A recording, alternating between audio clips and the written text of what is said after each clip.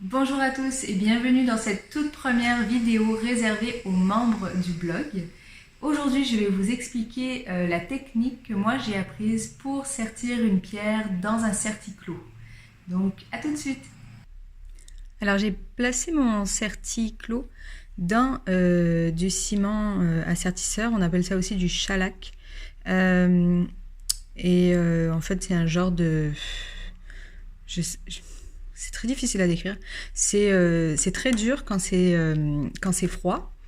Et pour le faire fondre, donc on le met à la flamme d'une bougie ou d'une lampe à huile. Et donc ça fond et après ça permet de placer son serti et ensuite on vient recouvrir autour pour qu'il ne bouge pas. Et pour ça, j'utilise... moi j'en ai des deux côtés, là je suis en train de m'exercer à sertir des pierres dans la masse. Et donc, c'est sur un manche en bois en fait qui a été coupé et ici, de chaque côté c'est plat. Et voilà. Et donc ça permet d'avoir le serti bien fixé, droit aussi. Enfin, il faut faire attention à bien le placer droit. Et là, en fait, j'ai ici normalement l'anneau de mon pendentif que j'ai recouvert aussi pour le protéger mieux. Et là, vous voyez que tout autour, j'ai limé un petit chanfrein. En fait, on enlève un peu de métal pour faciliter le rabattage du métal sur la pierre. Parce que bon, moi j'utilise de l'argent 9,25, j'aime pas du tout faire des sertis en argent fin, parce que l'argent fin c'est trop mou et c'est beaucoup moins durable que l'argent 9,25. Donc voilà. Quand on place son serti dans le shellac, il faut faire attention, en fait, là on voit que j'ai l'assise de mon serti, et il faut pas que le ciment vienne recouvrir l'assise, ni même qu'au milieu, en fait, il soit plus haut que là où la pierre, normalement, va se mettre. Parce que sinon, la pierre, elle va être totalement débalancée, elle va bouger, et de toute façon, on ne pourra pas sertir correctement. Donc voilà. Donc là, je vais mettre la pierre dedans, et je vais vous montrer la première étape, qui va être de pousser les murs en fait avec un poussoir. Donc c'est parti. Bon alors voilà, j'ai essayé de placer ma caméra du mieux que je pouvais pour vous montrer ça. Donc comme je disais, la première étape c'est de rabattre les murs du serti sur la pierre avec un poussoir. Le zoom se fait pas bien là. Voilà. Alors le poussoir, en fait, c'est cette pièce-là, et elle vient s'appuyer dans la paume de la main, comme ça. Et donc ça va permettre justement de pousser sur le mur pour qu'il commence à se placer sur la pierre. Et cette première étape, elle est importante, parce que c'est ce qui va permettre déjà de fixer mieux la pierre avant de commencer à sertir avec le ciselet, pardon. Ah oui, je précise, moi j'ai appris le sertissage avec un sertisseur nord-américain. Du coup, je crois que c'est pas exactement de la même façon que l'on fait en Europe, en France en tout cas. En France, les joailliers, les sertisseurs, je crois qu'ils sertissent, si je me rappelle bien, avec des masses.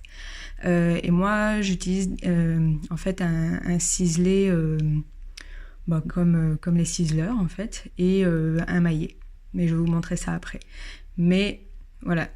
Donc au départ, on va pousser donc les murs comme ça, en s'appuyant toujours bien. Alors déjà le bâton contre la cheville, et ensuite quand je vais pousser avec mon poussoir, je maintiens bien, en fait je stabilise ma main avec mon pouce toujours, et ça me permet donc d'être plus précise et d'éviter les dérapages, parce que ça peut très vite arriver. Et si on dérape, alors moi ça va, c'est pas trop grave, parce qu'en fait mon poussoir est en cuivre. Et le cuivre est assez mou, mais pour ceux qui ont des poussoirs en acier, ce qui risque d'arriver, c'est que ça pourrait rayer la pierre si vous dérapez. Donc voilà, il faut toujours être très bien stabilisé. Et donc là, on vient pousser comme ça, en bougeant. Il faut mettre beaucoup de force quand même. Et donc voilà, là je l'avais déjà fait avant de commencer la vidéo. En fait, je l'avais fait ici et de l'autre côté. Je ne sais pas si ça se voit bien, mais ouais, on voit un peu un plat. Et en fait, on travaille toujours comme encadrant. C'est-à-dire que si je viens pousser ici, je vais ensuite venir pousser de l'autre côté. Pourquoi ? Parce que en fait, on peut faire légèrement bouger la pierre quand on sertit, surtout si elle est pas, si le sertis est un petit peu trop grand. Normalement, ça devrait pas, mais ça arrive. Et si je fais que pousser du même côté, je pourrais la débalancer et de l'autre côté, elle sera plus bien assise dans le sertis. Donc, pour éviter ça, on compense en faisant d'un côté et ensuite en face. Et donc là, je vais venir faire de ce côté et ensuite en face. Et puis ici et ici, ici et ici. Donc tout au long du sertissage, c'est comme ça qu'on travaille. Alors là, c'est pas évident. Encore une fois, j'ai la caméra devant moi, c'est très difficile. Mais je vais essayer de le faire quand même devant vous. C'est la meilleure position que j'ai pu trouver pour la caméra, pour que vous voyez bien.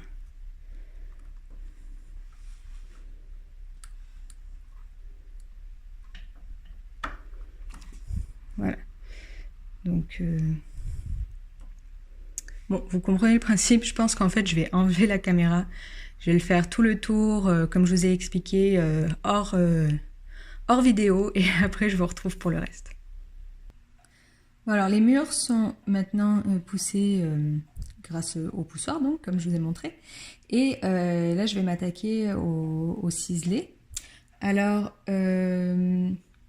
en fait, les ciselés, c'est tout simplement ça. C'est comme des genres de petits poinçons, mais dont le bout est rectangulaire. Donc là, lui est plus petit, donc on voit peut-être moins bien. Mais hop, ça focus pas super bien. Je vais voir si je peux faire mieux. Bon, pas vraiment. Mais bon, je pense que vous comprenez. Donc c'est rectangulaire. Et celui-là est poli aussi pour donner un meilleur résultat. Et comment ça fonctionne? En fait, tout simplement de cette façon. Alors, je me mets comme ça, en faisant attention bien sûr à ne pas toucher la pierre. Et je vais taper avec mon maillet petit à petit. Mais pour pas que ça marque le métal, je ne vais pas rester sur place. Parce que si je reste sur place, mon ciselé, oui, il va refermer le mur. Mais il va aussi commencer à le creuser un petit peu, en fait, à cause de l'impact du maillet. Donc, pour éviter ça, je vais tout simplement taper en me déplaçant comme ça, petit à petit, de gauche à droite. Et donc, ça va éviter justement d'avoir trop de marques qui vont être trop difficiles ensuite à enlever une fois que le sertissage sera terminé. Alors, c'est une technique, en fait, je trouve que cette technique est pratique pour les gens qui ont moins de force, on va dire, dans les mains ou dans les bras.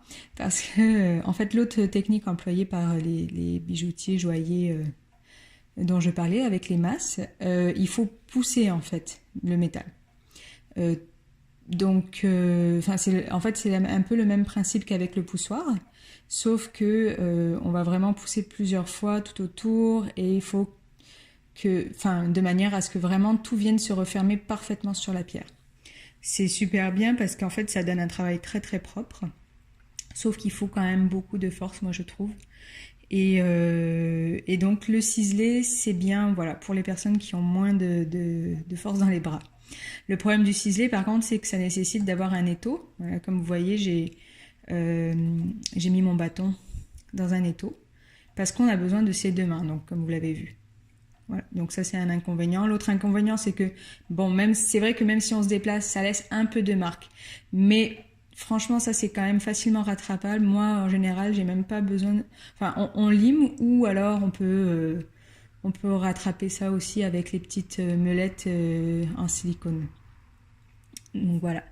Alors, je vais vous montrer rapidement, mais je suis pas sûre qu'on voit bien. En tout cas, je vais vous montrer le principe et puis on verra ce que ça donnera. Donc, première étape, en fait, ça va être de venir taper comme ça, mais dans un angle d'environ environ 45 degrés. Et donc toujours en se déplaçant. Et encore une fois, on va travailler en cadran. Donc je vais taper ici, ensuite je vais aller taper en face. Alors là, je vais devoir retourner mon bâton parce que bien sûr de l'autre côté il y a le mur et la table, donc je ne pourrais pas y aller. Donc ça aussi c'est un autre inconvénient, je pense que c'était un petit peu plus long comme méthode. Mais bon.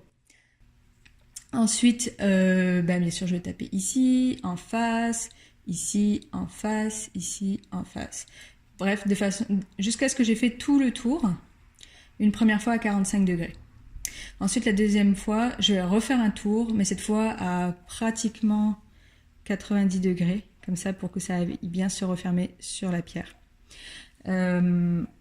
Donc toujours vraiment en faisant très très attention à ne pas toucher la pierre, bien sûr. C'est très très important.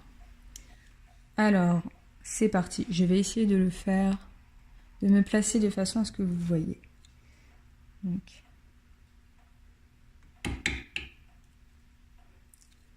pas facile avec la caméra encore, hein.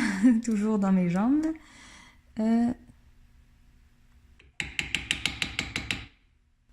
Donc comme vous le voyez, je bouge, je tape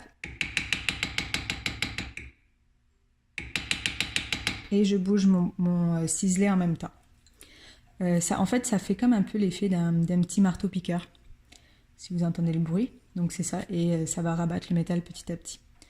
Donc là, je vous montrerai pas tout. Vous voyez le principe, donc d'un côté et de l'autre, vous le savez. Et une fois que c'est fait, ben, on le fait à 90. Je vais peut-être vous montrer le 90 une fois que j'aurai terminé. Donc voilà, j'ai fait mon premier tour, donc à environ 45. Et maintenant, je vais venir taper à... Alors, c'est pas vraiment 90, c'est presque à 90. Je sais pas... En plus, la lumière est pas top de ce côté-là. Donc, à peu près comme ça. Donc, c'est peut-être plus un 70-80. Hein. Et donc, alors, ce que je vais faire attention, c'est de ne pas venir taper avec la pointe, la partie du bas de mon ciselet, parce que sinon, là, je vais toucher ma pierre. Je vais venir taper comme ça. Donc là, je place bien ce côté-là de mon ciselet sur le bout de mon serti, quoi. Et là, pareil, même technique. Je vais taper en bougeant, comme ça. Et en étant en utilisant cet angle-là, en fait, là, le métal va vraiment venir se refermer sur la pierre. Donc c'est parti, j'espère qu'on voit ce que je fais.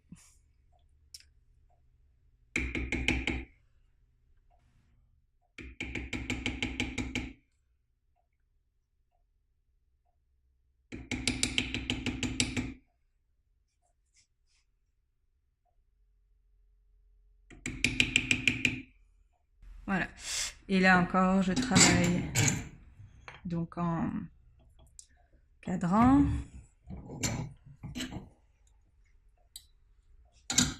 Je pense pas qu'on voit vraiment, je peux pas zoomer plus que ça en fait. Donc je pense pas qu'on voit le métal se rabattre, mais je vous promets, il se rabat.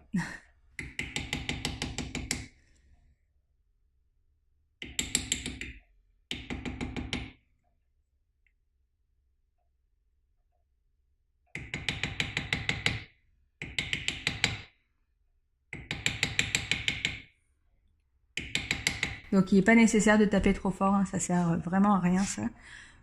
Juste un petit peu, c'est suffisant, surtout qu'en fait, grâce au chanfrein qu'on a limé avant, ça amincit le métal, donc ça, normalement ça va beaucoup, ça se referme beaucoup plus facilement.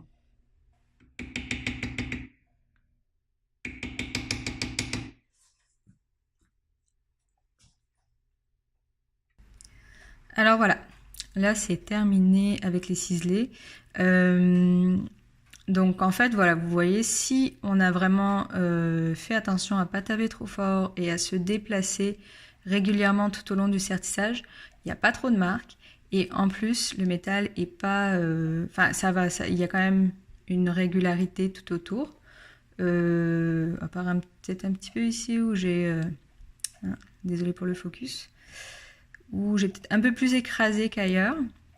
Mais ça peut se rattraper à l'échoppe. Et donc on peut avoir quand même une bonne régularité dans le cercle. Donc maintenant je vais nettoyer ça. Enfin en fait, alors on peut limer comme je vous l'ai dit, ou on peut en fait passer une petite meule de silicone. Et ensuite il suffit juste d'enlever le certi du shellac. Donc pour ça il faut le chauffer encore. Et pour le nettoyer, le mieux c'est de le mettre en fait, de le faire tremper dans de l'acétone. Donc ça permet, ça abîme pas la pierre, premièrement, important. Et puis ça permet en fait de dissoudre le reste de ciment qui va rester accroché un peu au certi. Et puis voilà. Alors pour limer, moi j'utilise en fait, j'aime bien utiliser la lime triangle, la lime aiguille triangle en fait. Et donc là il faut y aller tranquillement, délicatement, pour pas encore une fois accrocher la pierre. Puis à force d'expérience, bien sûr, on prend de la rapidité. Et moi ce que je fais, c'est que je mets de mon pouce, en fait j'appuie ma lime sur mon pouce, ça me donne une sûreté en fait pour pas que j'aille toucher ma pierre. Donc voilà. On fait le tour comme ça.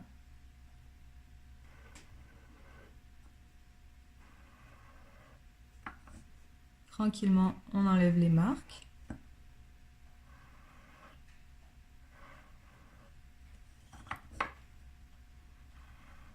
Ouais, il y a cette technique-là. Sinon, tout simplement avec, comme je vous disais, les petites meules en silicone. Moi, j'utilise la bleue directement. J'ai pas, selon moi, j'ai pas suffisamment de marques pour avoir besoin d'utiliser les noirs. Les noirs sont plus abrasives. Et en fait, j'ai fait un petit angle dans ma petite meulette. J'explique comment on fait cet angle, il me semble, dans le tutoriel pour apprendre, où je montre comment faire une bague en fil d'argent. Alors voilà, je le mets comme ça.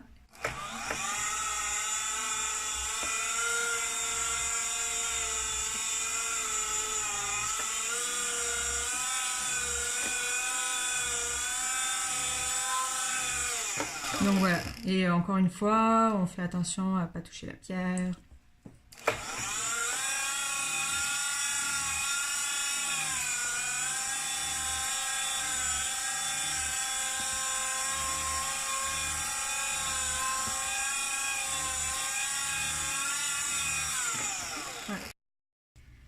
Et voilà, ça y est, j'ai terminé de nettoyer le tour de ma pierre. Je suis quand même contente. Je trouve que mon sertissage n'est pas trop mal parce que, en fait, comme je vous disais, le tour de la pierre et il n'y a pas de bosse vraiment ou de métal trop écrasé, donc c'est quand même relativement rond, donc ça va. Et du coup, voilà, c'est correct. Il me reste juste, comme je le disais, à l'enlever du ciment, mettre dans l'acétone. Et une fois, pour l'acétone, je le laisse à peu près, ouais, on peut le laisser toute la nuit dedans. Et puis donc demain, en fait, ce que je vais faire, c'est que je vais repasser un petit coup de polissage et ensuite j'irai souder ma bélière. Voilà. Alors voilà, c'est terminé. J'espère que vous avez apprécié cette vidéo. N'hésitez pas en fait à m'écrire en privé ou à me dire en commentaire ce que vous en avez pensé. Et moi je vous dis à bientôt.